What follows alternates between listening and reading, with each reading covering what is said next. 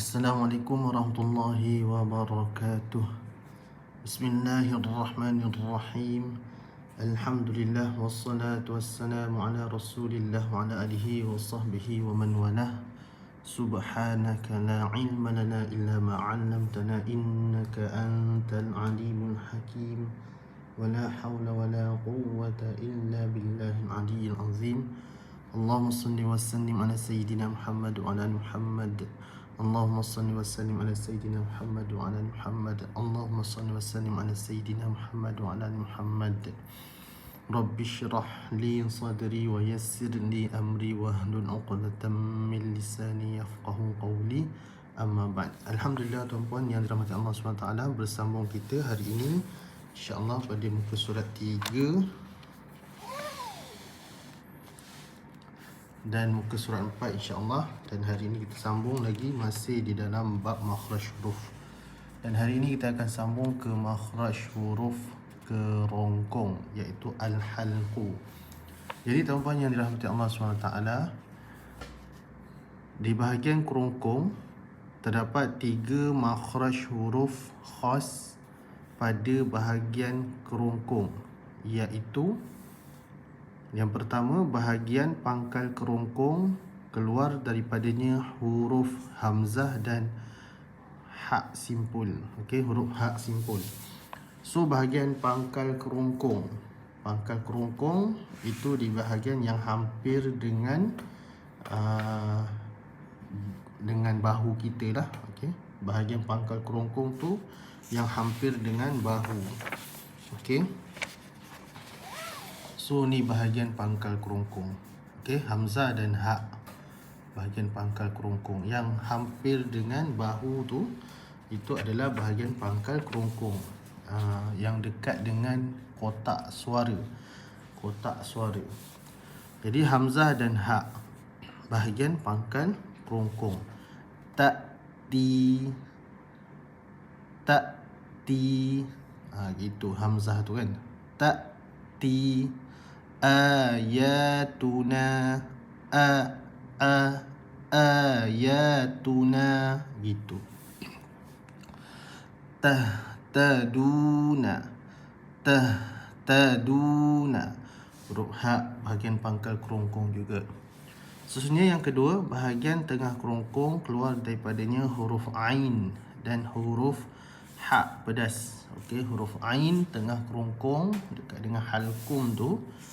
Okey, huruf ain tengah kerongkong dekat dengan halkum tu. Ni bahagian tengah kerongkong, ain dan ha.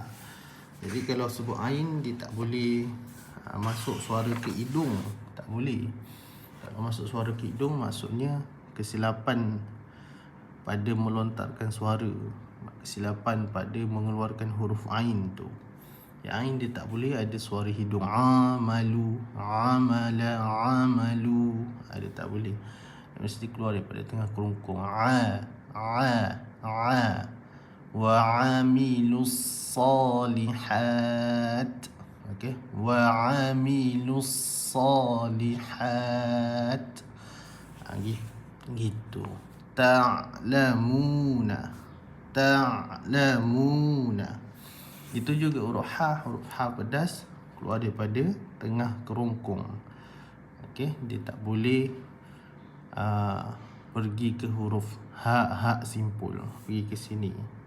Dia tak boleh. Okey. Ahsana, ahsana, gitu.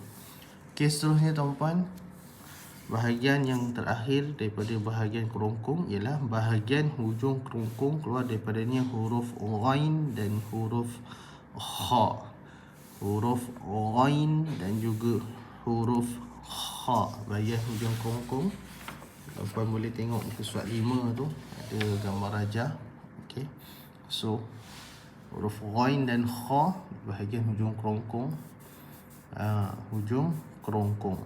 Ada juga pandangan yang mengatakan bahawa ghain dan kha ini adalah di bahagian pangkal lidah. Tapi kita mengambil pandangan Imam Ibnu Al-Jazari bahawa ghain dan kha ini di bahagian hujung kerongkong.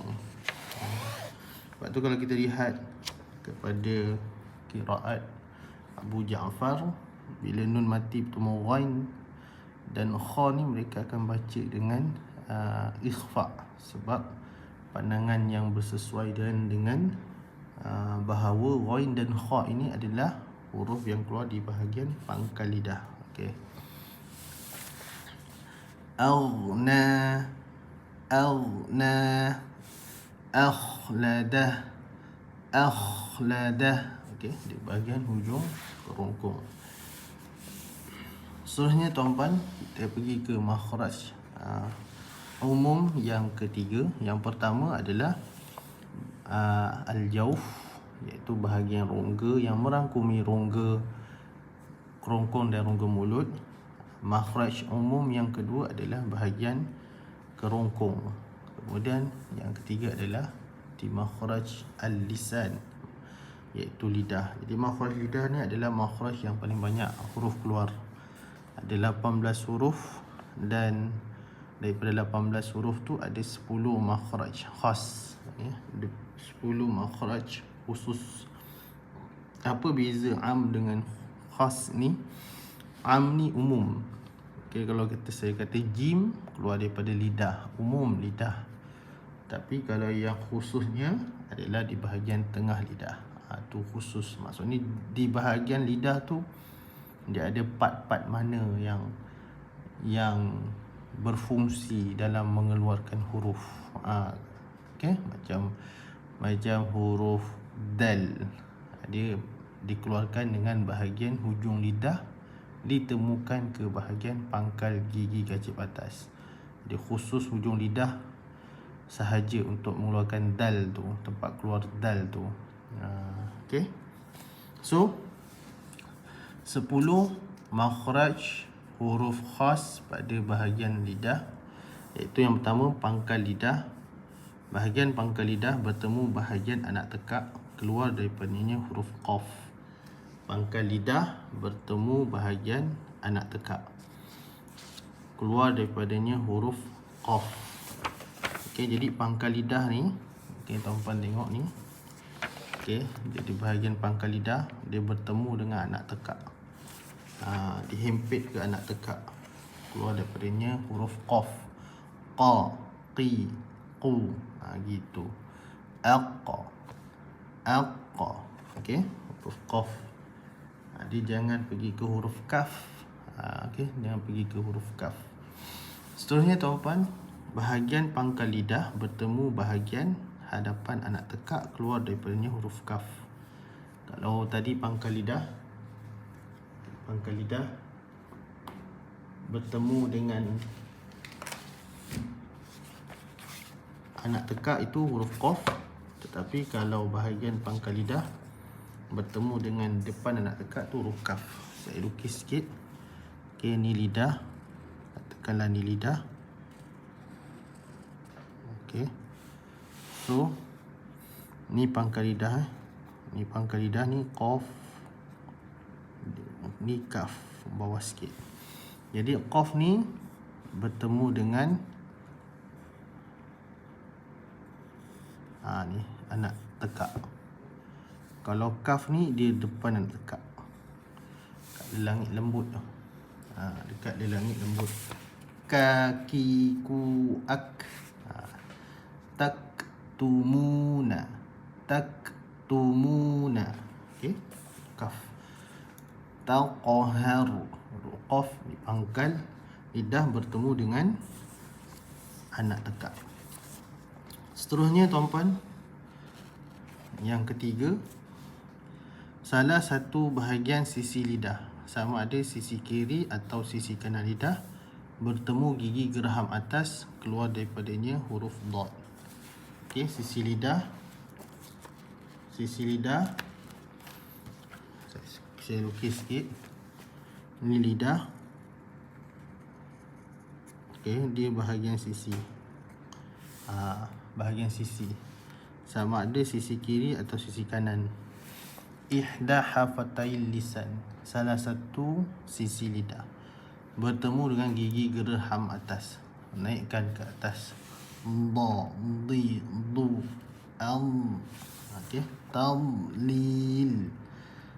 tadlil. Okey, huruf dad di sisi lidah. Kita jangan pakai tekan dekat hujung lidah. Jangan tekan dekat hujung lidah. Tad, tad itu hujung lidah dia. Tam, gitu. Okey.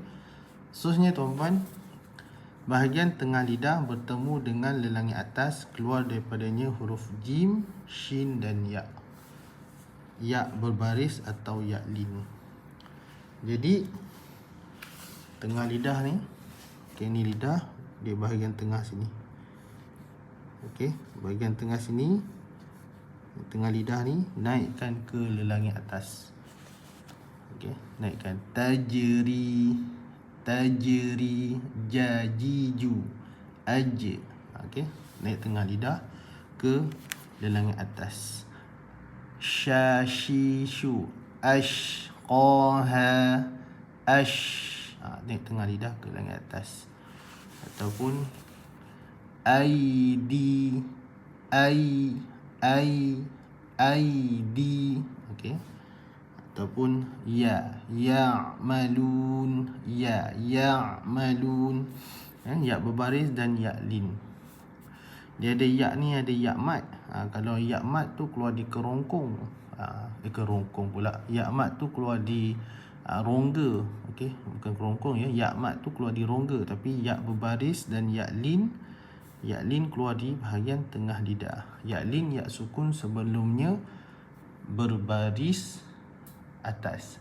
Li syai'in, syai'un, syai'an. Okey, itu ya lin. Ya berbaris, ya, yi, yu. Okey. Seterusnya tuan-tuan, salah satu bahagian sisi lidah, sama ada sisi kiri atau sisi kanan hujung lidah, bertemu gusi atas, keluar daripadanya huruf lam. Okey, sama ada sisi kiri atau sisi kanan hujung. Bahagian sisi kiri atau sisi kanan hujung. Okey, di sini. Jangan kau pakai hujung sini, dia di sini. Okey. Sisi kiri atau sisi kanan hujung lidah. Kalau dot, bahagian sisi ya. Okey, merangkumi daripada sisi pangkal sampai ke sisi tengah tu. Gigi geraham kan kat di situ. Kalau lam, di sisi hujung. Salah satulah, sama ada nak guna sisi kiri dan sisi kanan.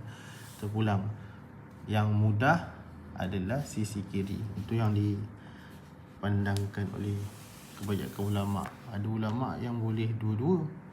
Rasulullah SAW dia boleh dua-dua huruf dot ni, dia boleh sisi kiri, sisi kanan boleh, insya-Allah. So Rasulullah kata apa? Ana afsahu fi nutqi bil dad. Aku sefasih-fasih orang yang di dalam menyebut huruf dad. Seterusnya tuan-tuan, allazi, dia kan gitu. Allazi lam yalid, la gitu. La lilu, dia macam tumpul. Seterusnya tuan-tuan, bahagian hujung lidah bertemu bahagian lelangit atas, yakni langit yang hampir ke tengah lelangit, keluar daripadanya huruf ra. Bahagian hujung lidah dia, ulama yang mengatakan dia bahagian zahrul lisan. Zahrul lisan tu ni bahagian atas lidah, bahagian belakang lidah. Okey, bahagian sini ya.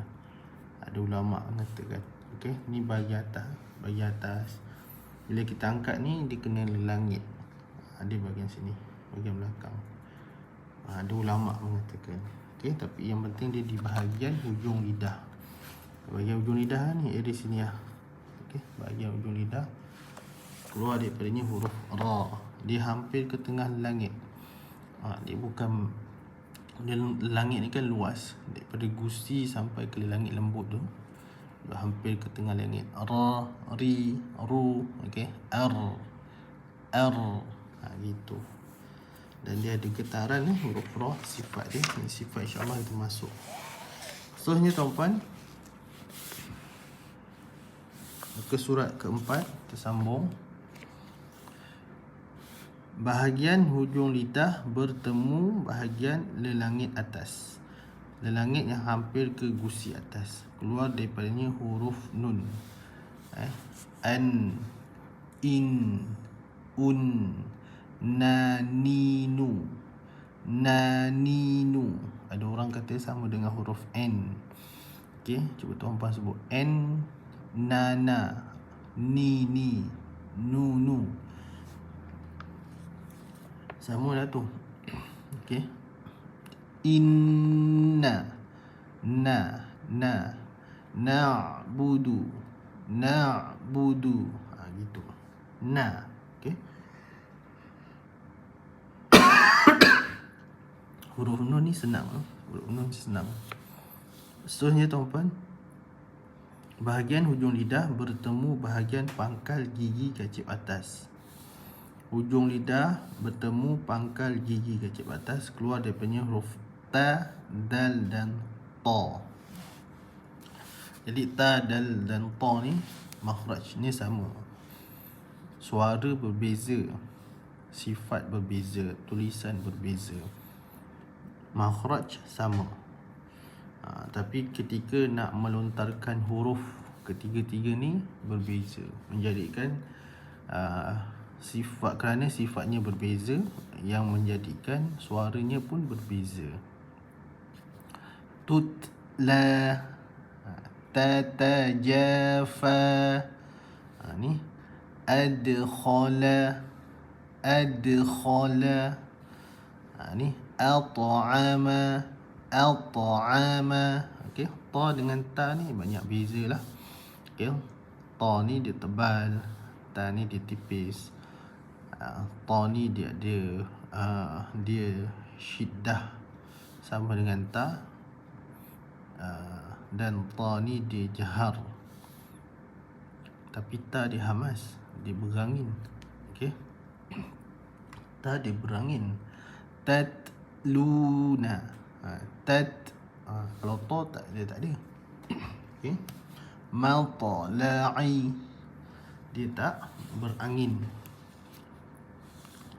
So ujung lidah tu tekan ke bahagian pangkal gigi kecil atas. Pangkal gigi kecil atas. Mana bahagian pangkal gigi kecil atas? Ni gigi. Okey, saya zoom sikit. Ni gigi. Jadi ujung lidah ni letakkan kat sini. Letakkan sini. Maksudnya bila kita tekan,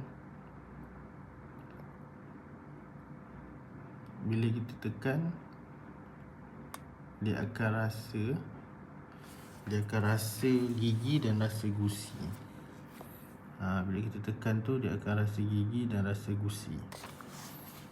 Tekan hujung lidah tu kan. Okey. Seterusnya tuan-puan, bahagian, zoom lagi sikit.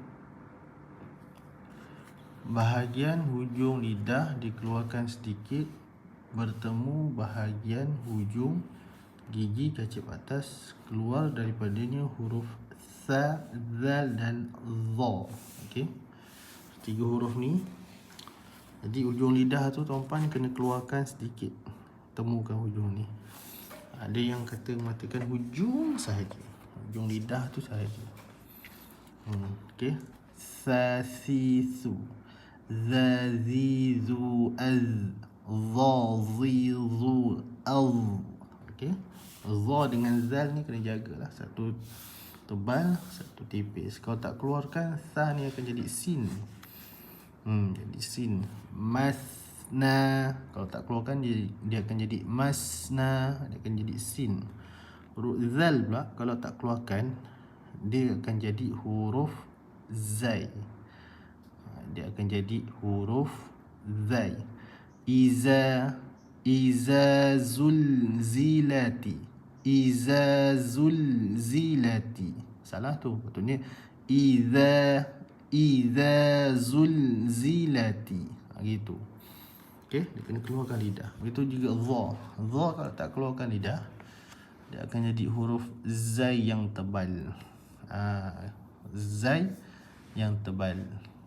Okey. Azlama, dia akan jadi azlama kalau tak keluarkan. Azlama dia ada z. Tak betul lah. Dan yang terakhir bagi makhraj lidah adalah bahagian hujung lidah bertemu bahagian pangkal gigi kacip bawah. Okey, hujung lidah bertemu bahagian pangkal gigi kacip bawah, keluar daripada huruf zai, sin dan sad. Okey, ketiga-tiga huruf ni keluar di tempat yang sama. Za, zi, zu, az, sa, si, su, as, sa, si, su, as. Okey, beza sin dengan sad. Satu tipis, satu tebal. Okey, bila kita sebut sin ni pangkal lidah merendah, sad ni pangkal lidah meninggi. Okey, mengangkat ke langit atas. Okey, ketiga-tiga huruf ni ada suara siulan. Z, z. Okey, huruf zai, sin dan sad. Ketika kita menyebut, mesti hujung lidah kita letak ke bahagian pangkal gigi kecil bawah. Okey, di bahagian pangkal sini lah. Ni gigi kecil bawah, ni gigi kecil atas. So letak bahagian belakang ni, belakang gigi bawah. Itu.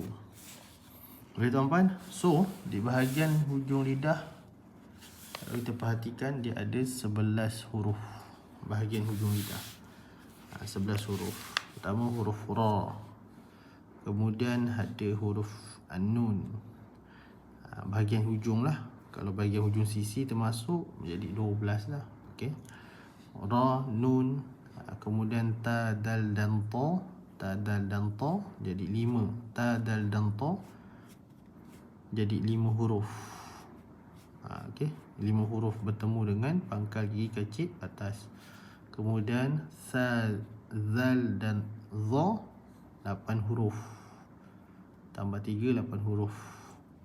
Bertemu dengan hujung gigi kecil atas. Dan yang terakhir zai, sin dan sad. 8 jumpa 3, 11. So ada 11 huruf di bahagian hujung lidah. Di bahagian sisi lidah ada 2 huruf. Okey, dad dan lam. Di bahagian tengah lidah ada 3 huruf, jim, shin dan ya. Dan di bahagian pangkal lidah ada 2 huruf, qaf dan kaf. Okey, bahagian pangkal lidah 2 huruf, qaf dan kaf. Bahagian sisi lidah 2 huruf, dad dan lam. Bahagian tengah lidah 3 huruf, jim, shin dan ya. Dan bahagian hujung lidah 11 huruf. Okey, 11 huruf. Next, seterusnya tuan-puan, makhraj am yang keempat adalah 2 bibir, asy-syafatani atau asy-syafataini. Jadi di bahagian bibir ni dia ada 2 makhraj khas. Okey, 2 makhraj huruf khas pada bahagian 2 bibir, iaitu bibir dalam.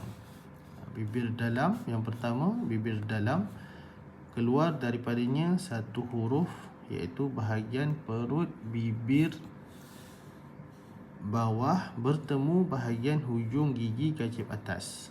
Keluar daripadanya huruf fa, sama macam F. Perut bibir bawah ni. Okey. Ni bibir bawah, perut dia. Perut dia temukan ke hujung gigi kacip atas. Keluar daripadanya huruf fa. Okey. Fa, fi, fu. Af. Af, idah. Af, idah. Okey. Dia tak boleh rapat bibir. Up, idah. Tak boleh. Okey. Palahum, tak boleh rapat bibir. Ataupun dia tekan kuat di bahagian perut bibir tu, perut bibir bawah ke bahagian hujung gigi kecil atas tu, dia tekan kuat. Fa, dia tak boleh. Dia fa, dia ada angin. Suara fa memang suara yang berserta angin. Fa. Okey. Seterusnya bibir luar. Bibir luar keluar daripadanya 3 huruf. Yang pertama, kedua-dua bibir atas dan bawah dirapatkan. Kedua-dua bibir atas dan bawah dirapatkan secara ringan. Keluar daripadanya huruf mim. Rapat ringan je, lembut. Ma, am, im, falahum. Rapat ringan. Okey. Dan yang kedua, kedua-dua bibir atas dan bawah dirapatkan dengan sedikit lebih kuat keluar daripada huruf ba. Okey, kenapa mim dan ba ni dia beza, ada satu rapat ringan, satu rapat kuat? Sebab ba dia ada sifat yang menyebabkan perlu dirapat kuat. Di antaranya qalqalah, di antaranya syiddah, di antaranya jahar. Jadi jahar tertahan angin, syiddah tertahan suara, qalqalah berdetak suara. Ini semua melibatkan kekuatan tekanan pada makhraj. Li quwwatil i'timad fil makhraj, kerana kuatnya tekanan pada makhraj tu, kuat tekanan tu. Okey. Tekanan kuat menyebabkan dia perlu diketatkan lebih sedikit ketika menyebut huruf ba. Wa abqa, wa abqa. Okey. Macam tu, dia kena kuat sedikit lah. Dan seterusnya, kedua-dua bibir atas dan bawah dibulatkan dan muncungkan ke hadapan secara terbuka. Okey, muncung secara terbuka keluar daripadanya huruf waw. Waw berbaris dan waw lin. Okey, wa, wi, wu. Maksudnya ketika kita nak sebut waw tu memang kena muncung dulu, baru sebut baris atas. Bila baris atas, maka kita kena buka mulut. Wa, wa. Gitu. Okey. Itu juga wawlin, au, au. Okey, wawlin tu waw sukun sebelumnya berbaris atas, au. Jadi kena muncung bibir secara terbuka. Ada lagi satu waw mat. Waw mat keluar di bahagian rongga al-jawf. Okey, waw mat keluar daripada bahagian rongga al-jawf. So konklusinya, ada huruf yang dia dua tempat keluar. Okey, ada huruf yang dia dua tempat keluar. Huruf waw dan huruf ya. Huruf waw satu di bahagian rongga, iaitu waw mat. Lagi satu di bahagian bibir, dimuncungkan secara terbuka, iaitu waw berbaris dan waw lin.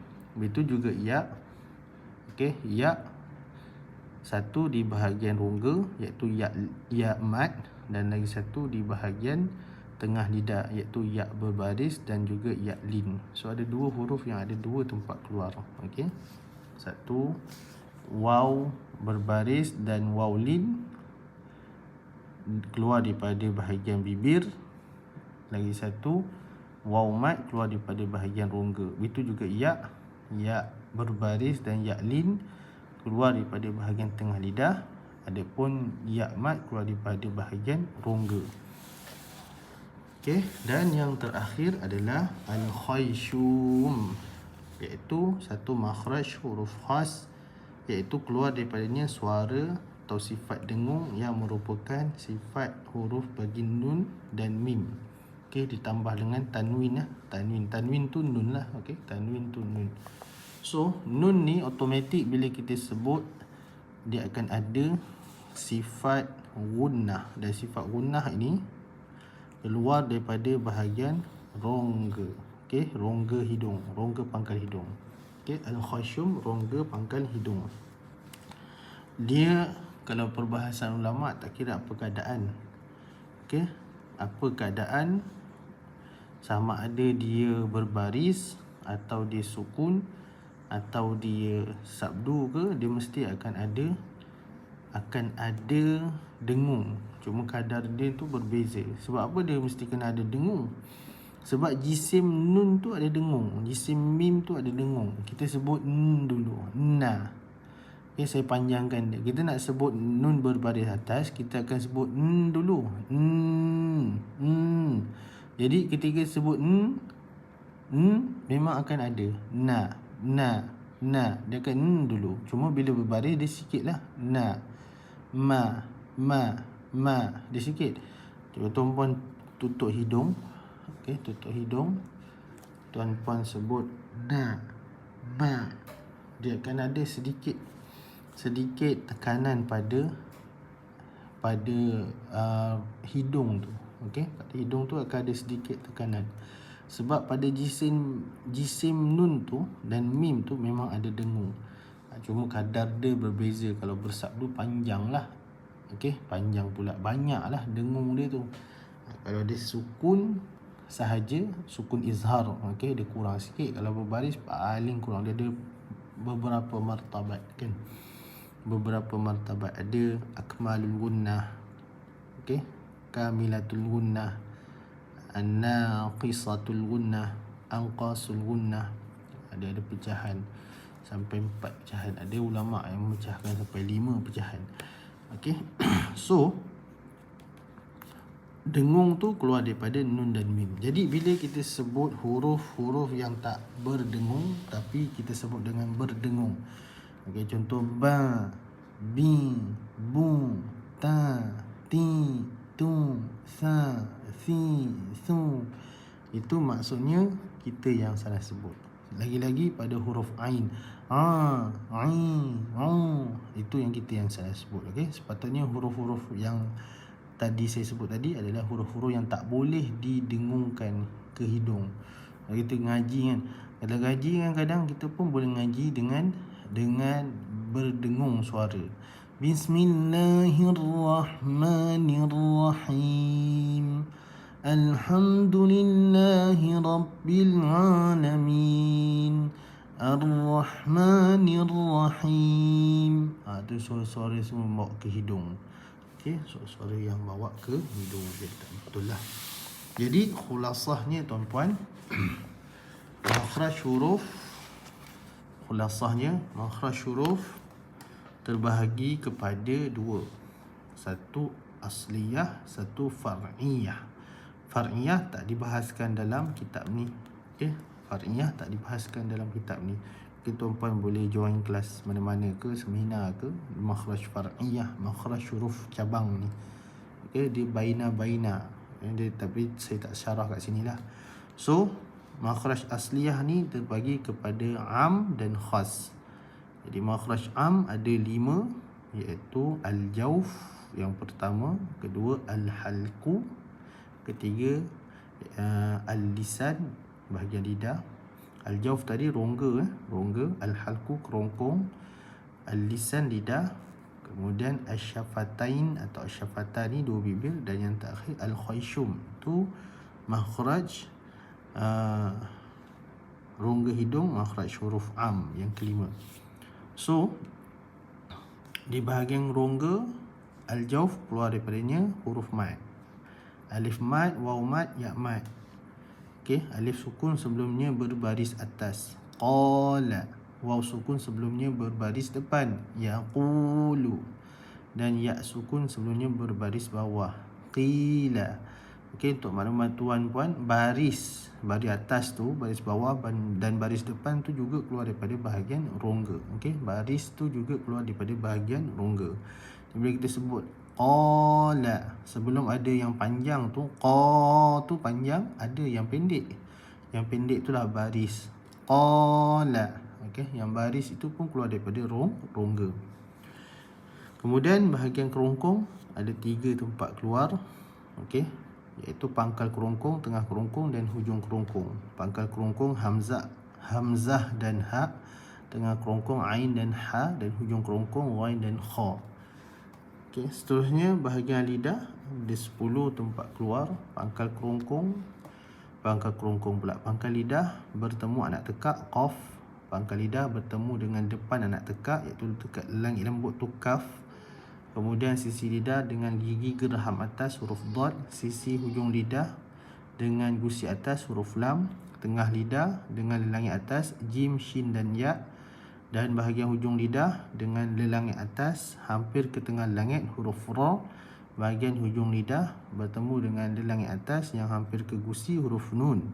Bahagian hujung lidah bertemu dengan pangkal gigi kacip atas, iaitu huruf ta, dal dan ta. Bahagian hujung lidah bertemu dengan hujung gigi kacip atas, kena keluarkan sedikit tu, point dia keluarkan sedikit tu, huruf tha, zal dan za. Dan bahagian hujung lidah bertemu pangkal gigi kacip bawah atau belakang gigi kacip bawah, huruf zai, sin dan sad. Okey, selesai lidah. Kemudian makhraj bibir atau 2 bibir. Bibir dalam huruf fa, perut bibir bawah bertemu hujung gigi kecil atas, fa. Kemudian bibir luar huruf ba, mim dan waw. Huruf ba, mim dirapatkan dan waw dimunculkan secara terbuka. Okey, ba dan mim bibir dirapatkan dan huruf waw dimunculkan secara terbuka. Kemudian yang terakhir adalah makhraj khayshum, iaitu rongga hidung atau rongga pangkal hidung, keluar daripadanya sifat dengung, okey, ataupun gunnah yang ada pada jisim nun, mim dan tanwin. Jadi sifat dengung ni automatik akan ada. Orang yang kali pertama sebut huruf nun pun dia akan ada. Kita sebut an ada, in ada, un ada, am ada, im ada, automatik ada. Okey. So selesai untuk perbahasan kita pada video kali ini, muka surat 3 dan 4. InsyaAllah kita akan jumpa di next video bagi muka surat Allahumma salli ala Muhammad, muka surat 5, 6 dan 7 insyaAllah. Jazakumullah khairal jazak kepada tuan-puan yang telah membeli kitab Al-Masani. Terima kasih banyak, semoga ia bermanfaat untuk saya dan kita semua, juga untuk tuan-puan, juga untuk masyarakat Islam kita di Malaysia khususnya dan di dunia umumnya. Semoga ianya menjadi jariah yang bermanfaat sampai ke akhirat dan diterima dan diredai oleh Allah Subhanahu wa taala. Jumpa lagi di next video. Subhanakallahumma wa bihamdika nashhadu an la ilaha illa anta nastaghfiruka wa natubu ilaih. Wa sallallahu ala sayyidina Muhammad wa ala alihi wa sahbihi wa sallam. Walhamdulillahi rabbil alamin. Jazakumullah. Assalamualaikum warahmatullahi wabarakatuh.